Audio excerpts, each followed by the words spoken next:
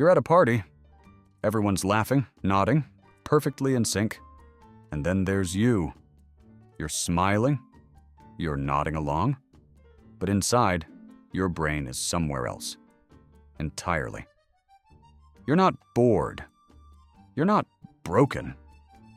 It just feels like everyone is playing one game and you're the only one who signed up for a different one. If that sounds familiar, stay with me. Because for the first time, we're going to explain why your brain works the way it does, and why your social awkwardness might actually be a higher level of processing. Here's the thing most people don't talk about. The average conversation isn't built for meaning. It's built for comfort.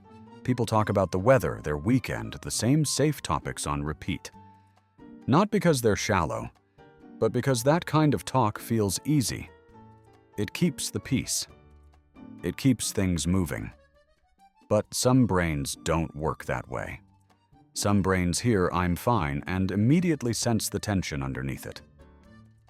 Some brains can't stop at the surface of a topic. They instinctively look for what's behind it. The why, the contradiction, the thing nobody's saying out loud. That's not a flaw. That's a higher level of cognitive processing. Your brain is literally doing more work in the same conversation. The problem? Depth slows things down. And in group settings, slow means awkward. So while everyone else is bonding over easy laughter, you're 3 layers deep in your own analysis, wondering why the conversation feels so hollow. You've probably experienced this. You think of something to say, but before the words leave your mouth, your brain runs it through a full simulation. How will this land? Is it too much? Will they get it? What if it kills the vibe? By the time you've decided it's safe to say, the moment's gone. The conversation moved on without you? This is called high cognitive load. Your brain isn't malfunctioning. It's actually being too careful, too thorough, running quality checks that other people's brains simply skip. And the cruel irony, the moments when you do speak up, when you finally say the thing you've been holding back, people go quiet. Not because you're wrong, but because you just said something that actually made them think. And thinking in the middle of casual small talk feels jarring. Seriously, have you ever shared something deep only to have the room go dead silent? That awkward silence where you just want the floor to swallow you whole? If you've been there, tell me that story in the comments. I read all of them. There's something else going on beneath the surface. Conversations aren't just words, they're rhythm, speed, energy. And a lot of social interaction runs on fast, light, emotionally reactive energy.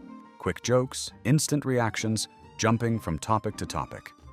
If your natural rhythm is slower, more deliberate, more precise, you're not bad at conversation, you're just out of sync.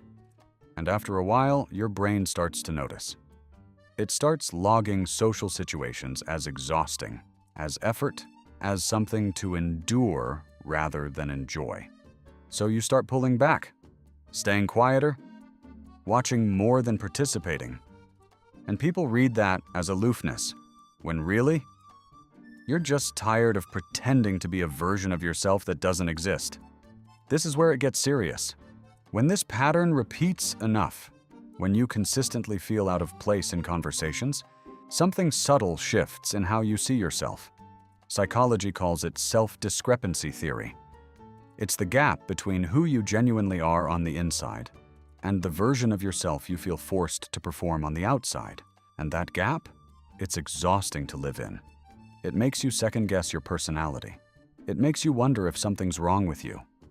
It makes you either overperform, laughing too hard, talking too much, or completely shut down. Neither feels like you. So here's what I want you to take away from this. If you've spent your whole life feeling slightly out of place in conversations, it's not because you're bad at people. It's because you've been trying to fit a brain built for depth into spaces designed for the surface. You don't need to fix yourself. You need to find conversations and people where you don't have to shrink to fit. The right conversation won't feel like work. It'll feel like relief. So tell me, Which part of this hit closest to home? Drop it in the comments. I read all of them, and if this made you see yourself a little differently, you know what to do.